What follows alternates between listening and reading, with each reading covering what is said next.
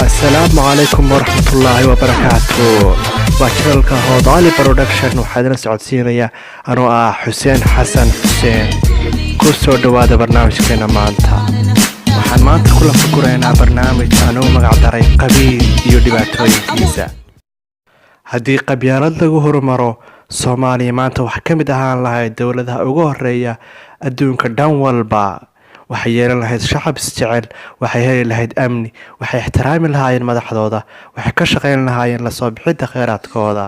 laakiin wuxuu waqtiguna baray inay qabyaaladu tahay masiibada ugu weyn ee marka taasaageed. haddii jiilkii hore lagu dhaleecayn jiray inay qabyaalad ku burburiyeen dowladdii dhexe, waxaa nasiib darro ah in jiilkan qayb ka mid ah ay ka axmaqsan yihiin jiilkii hore ee sababtu ah burburka Soomaaliya. maxaa yeelay iyagoo og dhibaatada qabyaalada noo geysatay beelaha hadda qabyaaladday ku dhegan yihiin. waa nasiib darro in aqoon-yahankii loo diyaariyay hogaaminta dalkan uu maanta dadka qabyaalad ku kala dhawaysto, kii khaldanaaya isku haybta ahaayeenna difaaco, kii saxnaaya aana isku haybta ahayna dhaleeceeyo. dhalinyaroy inagoo bedelin kan doqonnimada ku dheehan tahay Soomaaliya ka meesay gudkii 1990 ay ku rideen qabqablayaashii arxaanlawayaasha ahaa. arki maynuna 5 Soomaaliya oo midaysan. waan ogahay waana la socdaa inaan qabiilo kala duwan nahay, laakiin ogaada qabyaaladu waa u adeegaha cadowgeena, waa waxa hoos inooga haya horumarka, waa waxaan adduunyada inteeda kale u gaari weynay, waa waxa 30 sano dowlad la-aan ina dhigay. haddaba qabyaaladu waxay sababtay inaad nacdo qof ama beel adigoo ku diidan isirkiisa, isla markaana qarinaya ama xaqiraya kartidiisa, aqoontiisa iyo shakhsiyadiisa. dulucdaaduna ay tahay isku reer ma nihin.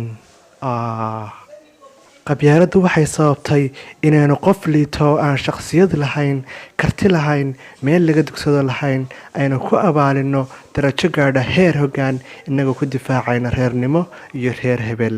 qabyaaladu waxay sababtay inaynu isquudhsanno oo indhaha iyo caqliga ka lalino qaybo bulshadeena ka mid ah oo ah kuwa ugu xirfada badan. qabyaaladu waxay sababtay inaynu caruurteena barno wanaagga qabiilkooda iyo taariikho hoorsan oo aan marag lahayn, kana dhacdhicino dhallaankeena riyo iyo humaag aan jirin. taas oo sababtay in qof kasta oo inagana ka mid ah uu aaminsan yahay reerkooda ama qabiilkooda, wixii kalena uu yaqaano laangaab iyo la hayste. qabyaaladu waxay ka mid tahay waxyaabaha ugu liita dhaqanada adduunka ee baabi'in kara bulsho kasta, xitaa haddii ay diin iyo dhaqan, deegaan, luqad iyo waddan wadaagaan. tusaale fiican waxaa u ah dhibaatada ay Soomaaliya la kuftay ee ilaa maanta kasoo kaban la'adahay.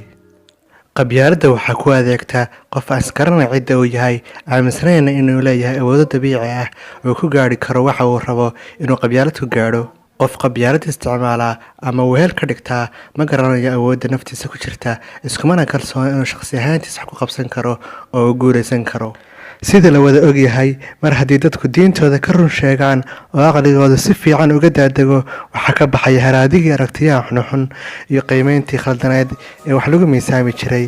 islaamku intuusan iman ka hor waxaa jiray qabyaalad iyo colaad u dhexaysay dadkii waqtigaas joogay ee carabta dhexdeeda iyo carabta cajamta ahaa. markii islaamku soo wada galeen, waxaa ka baxay halkaas nacaybkii u dhexeeyey oo ay sababta u ahayd diin la-aanta iyo gaalnimada. ilaahay qur-aankiisa wuxuu ku yidhi: yaa ayuha aladiina aamanuu laa yaskhar qawmun min qawm casaa an yakunuu khayran minhum walaa nisaa'un min nisaa' عسى أن يكون خيرا منهن ولا تلمزوا أنفسكم ولا تنابزوا بالألقاب بئس الاسم الفسوق بعد الإيمان ومن لم يتوب فأولئك هم الظالمون. وبالله التوفيق والسلام عليكم ورحمة الله.